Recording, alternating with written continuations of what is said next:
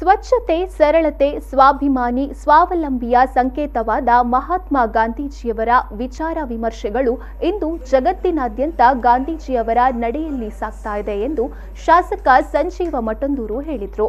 ಅವರು ಶುಕ್ರವಾರ ಇಲ್ಲಿಯ ಮಿನಿ ವಿಧಾನಸೌಧದಲ್ಲಿರುವ ತಾಲೂಕು ಕಚೇರಿ ಸಭಾಂಗಣದಲ್ಲಿ ತಾಲೂಕು ರಾಷ್ಟ್ರೀಯ ಹಬ್ಬಗಳ ಆಚರಣಾ ಸಮಿತಿ ವತಿಯಿಂದ ನಡೆದ ತಾಲೂಕು ಮಟ್ಟದ ಮಹಾತ್ಮ ಗಾಂಧೀಜಿಯವರ 151ನೇ ಜನ್ಮದಿನಾಚರಣೆಯನ್ನ ದೀಪ ಬೆಳಗಿಸಿ ಉದ್ಘಾಟಿಸಿ ಬಳಿಕ ಅಧ್ಯಕ್ಷತೆ ವಹಿಸಿ ಮಾತನಾಡಿದರು. ಈ ದೇಶದಲ್ಲಿ ಜಗತ್ತಲ್ಲಿ ಏನಾದರೂ ಬದಲಾವಣೆ ಅಂತ ಕಾಣಬೇಕಿದ್ರೆ ಮೊದಲು ನನ್ನಲ್ಲಿ ಆ ಬದಲಾವಣೆ ಆಗಬೇಕು ಅಂತ. ನನ್ನಲ್ಲಿ ಬದಲಾವಣೆ ಆದಾಗ ನಾನು ನನ್ನ ಪರಿಸರದಲ್ಲಿ, ನನ್ನ ಪ್ರದೇಶದಲ್ಲಿ ನಾನು ಬದಲಾವಣೆಯನ್ನು ಕಾಣಬಹುದು. ಅಂತ ಬದಲಾವಣೆಯ ಕಾಲಘಟ್ಟದಲ್ಲಿ ನಾವೆಲ್ಲ ಇದ್ದೇವೆ. ಅವರು ಹಾಕಿಕೊಟ್ಟಂತ 5 ಸೂತ್ರಗಳು: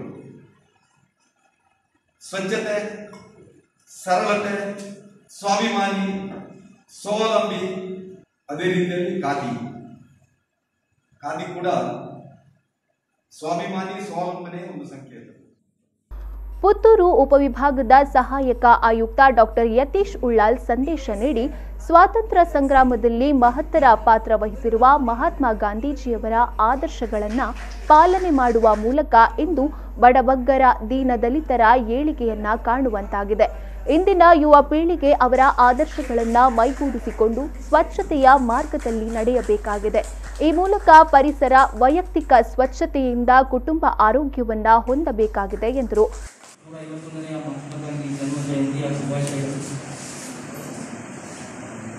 ರಾಷ್ಟ್ರೀಯ ಹಬ್ಬಗಳ ಆಚರಣೆಯ ಬಗ್ಗೆ ನಾನು ಪ್ರತಿ ಬಾರಿ ಹೇಳುವ ಹಾಗೆ, ಅವರು ಮಹತ್ವರನ್ನು ನೆನೆಯುತ್ತಾ ನಾವು ಅವರು ಹಾಕಿಕೊಟ್ಟಂತಹ ಆದರ್ಶಗಳನ್ನು ಪಾಲನೆ ಮಾಡ್ತಾ ಸಾರ್ವಜನಿಕ ಜೀವನದಲ್ಲಿ ಅವರ ಆದರ್ಶಗಳನ್ನು ಸಾರ್ವಜನಿಕರ ಸೇವೆಗಾಗಿ, ಸಾರ್ವಜನಿಕರ ಏಳಿಗೆಗಾಗಿ ನಾವು ಬಳಸಬೇಕು ಅಂತ ನಾನು ಪ್ರತಿ ಬಾರಿ ಹೇಳ್ತಾ ಇದ್ದೇನೆ.